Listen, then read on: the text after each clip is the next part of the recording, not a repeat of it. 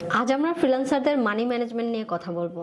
Number 1, নিজের income ও spending সম্পর্কে clear ধারণা রাখা। প্রপারলি ফিনান্সিয়াল ম্যানেজমেন্ট করতে চাইলে একজন ফ্রিল্যান্সারকে অবশ্যই তার এক মাসে কত ইনকাম হয় এবং বিভিন্ন বিষয়ে তার কতটুকু খরচ হয় সে বিষয়ে তার ক্লিয়ার ধারণা রাখতে হবে। নাম্বার 2, বিভিন্ন ফিনান্সিয়াল ম্যানেজমেন্ট টুলের হেল্প নেওয়া। যথেষ্ট ব্যস্ততার মাঝেও আমাদের ইনকাম ও স্পেন্ডিং এর হিসাব রাখাটা অনেক জরুরি। সেক্ষেত্রে বর্তমানে আমাদের অনেক অনলাইন টুল আছে মানি ম্যানেজমেন্টের, যেমন কুইকবুক।